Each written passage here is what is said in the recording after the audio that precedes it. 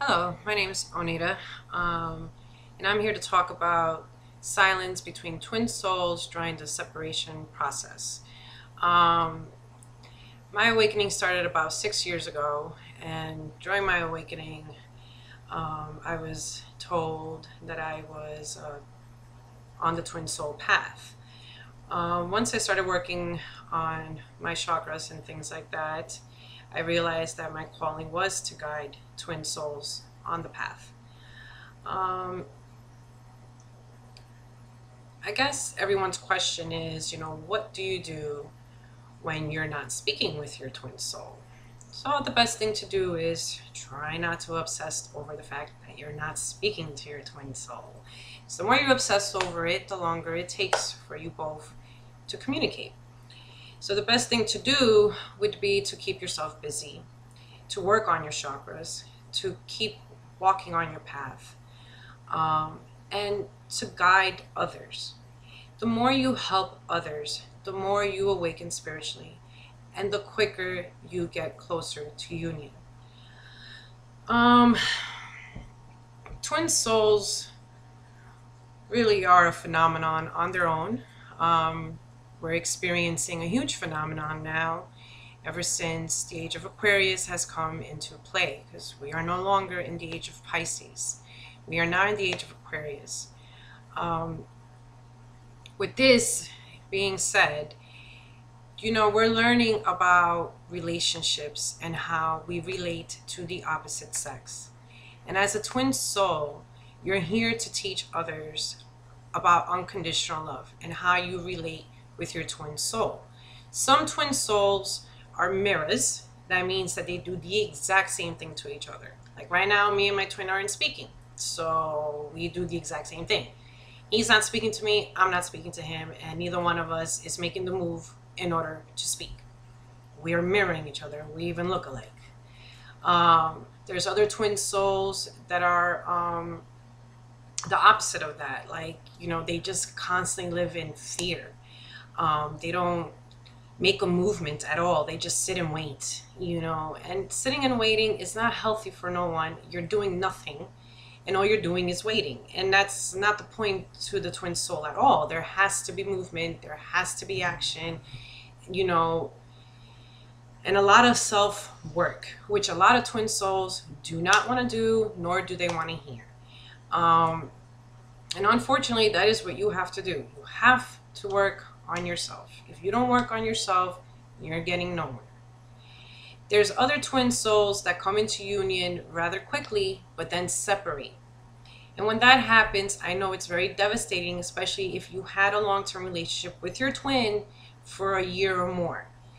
But the truth of the matter is that none of the twins really are in union right now. At least I don't believe so. It all happens once you are aligned energetically. And there has to be a lot of work on the heart chakra. With the heart chakra, it opens you up to that unconditional love. You drop judgments, you drop expectations, you drop not standards, but you drop your ego. It's really hard to be on the path and to think that your twin is going to come and rescue you. That's not going to happen. The only person who can rescue you is yourself. Your twin is there to help you, to realize the type of person that you are, what it is that you want, what it is that you need, and things of that nature. And hopefully you get to work with those things once you unite with your twin. There's a lot of things too, that I notice is that a lot of people think that once you unite, like, that's it. No, there's still a lot more work to do. You unite, you have to work on yourself with your twin, and you're clearing a lot of karma from past lives. I am a firm believer that twins meet in each life, but they don't stay united. They only unite when it's their final time, and that's to transcend. And you become a twin ray. There is a difference. The twin ray is already the elevated couple, You know, they're enlightened. They're walking the path. They're teaching others. They're showing others. But during silence, the best thing to do is just to work on yourself. Keep yourself busy. Read, do research, find other twin souls. Trust me, you'll know the difference. You know the energy, because we have the same energy. We're all one and the same. Of course, you and your twin have your own unique energy, but we all come from the same source. And that's the best thing you could do, is just, you know, try to find other twins, speak to them about their journey, what they're doing on their journey. Again, working on yourself. I know a lot of people don't want to hear that. You know, they think, oh, my twin's going to come and he's going to rescue me, or she's going to rescue me. There's no rescuing. There's just you and your twin working on yourselves. And when the time is right, you will unite. And I know it's really hard for a lot of people to accept that. Especially those twins that did unite fairly quickly, only to break up a year or so later. It's hard because you got to experience that level of love, but it still wasn't unconditional. There's a reason why you're separated, and everybody has to go through the separation process. It's not, there's no twin that's special. We all are special. We're here to teach what unconditional love is, because mothers get that with their children. You know, that's just a love that's unconditional. You will do anything for your child. So when it comes to the opposite sex, it's a lot harder, especially women. Women have these high expectations. They think they could just change a man, and that's not the case. A man has to want to change. You know, I'm not saying don't have your expectations, but also take to account that he's human and he bleeds just as much as you do. And at this time, we're learning that men are becoming a lot more sensitive and are falling into the feminine energy, which is good because it allows them to balance themselves out and to realize that it's okay to have emotions and to express them and to feel them. There's also the twins, you know, not every female has the female charge, and not every male has the male charge. I know I have the male charge. I'm a little different. You know, I'm not as emotional or sensitive as most women are. I'm working on that, heart chakra. You know, but just working on your chakras really does help a lot. You know, it keeps you grounded a lot. And again, just talking with other twin souls that are on the path will really help you in that time of silence. And just not obsessing of when your twin is going to get in contact with you, or not stalking them. That's another thing, you know, like the stalking gets a little obsessive, and it's not unconditional because you're not trusting in anything. You know, I mean, we are human, and, you know, we do tend to stalk because Facebook, it's just beautiful that way. You could stalk anyone and basically come up with an idea or assumptions, whichever one. But the best thing to do is just really just not to obsess when you'll be in contact with your twin. It will happen when it happens. And that's really hard to accept. I know it's hard for me to accept because I'm a go-getter. I go after what I want. You know, I always tend to get what I want. But, you know, this time around I'm learning you don't always tend to get what you want. You know, sometimes you have to wait and sit patiently. So I'm learning that. It's kind of hard being a cusp. I'm Sagittarius Capricorn cusp. At least the majority of my chart is all Capricorn, and I have Virgo in certain places.